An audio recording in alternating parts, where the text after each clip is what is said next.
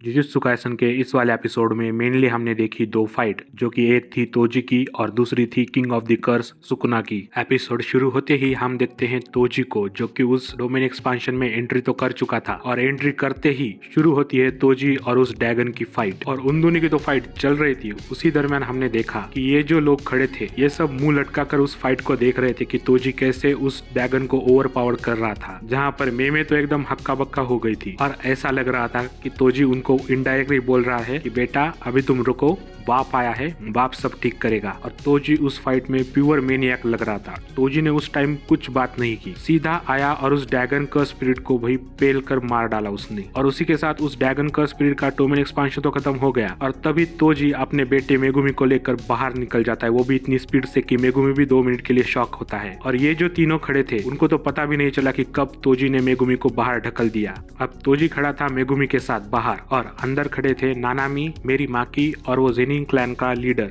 और तभी वहां पर आ जाता है जोगो, और ऐसा लग रहा है कि जोगो उस ड्रैगन का स्पिरिट का दोस्त होता है। इसको देखकर जोगो बहुत ज्यादा इमोशनल होता है और नानामी के ऊपर मेरी माकी को और जेनिंग क्लैन के लीडर को आग लगा देता है भाई। और तभी ये एपिसोड यहाँ से इतना पीक करता है, मैं बोलूं जोगो उस जेनिंग क्लैन के लीडर को ऑलमोस्ट मारने ही वाला था, तभी उसको फील होता है सुकुना का ऑरा। और ये ऑरा फील होते ही जोगो नीचे चला जाता है स्टेशन की ओर, जहाँ पर हमने पिछले वाले एपिसोड में ही देखा कि वो 2 लड़कियां थी गेतो की स्टूडेंट, वो यूजी के पास गई थी और उन्होंने यूजी को सुकुना की एक फिंगर खिला दी। तभी वहाँ पर जोगो तो आ जाता है और यूजी के चेहरे के ऊपर सुकुना के वो मार्क बनने तो शुरू हो गए थे, लेकिन यूजी उस मार्क को कंट्रोल कर लेता है। तभी जोगो उन 2 लड़कियों के ऊपर हमला करता है, बट किस्मतली वो 2 लड़कियां बच जाती हैं और जोगो यूजी की तरफ देखते हुए यूजी को 10 फिंगर खिला देता है एक साथ। क्योंकि ये सब भी गेतो का मतलब केंजाकू का ही प्लान था। यूजी सुकुना की एक फिंगर को कंट्रोल कर सकता है, पर अगर तुम यूजी को 10 फिंगर या उससे ज्यादा फिंगर खिला दोगे तो यूजी सुकुना के ऊपर से कंट्रोल खो देगा और सुकुना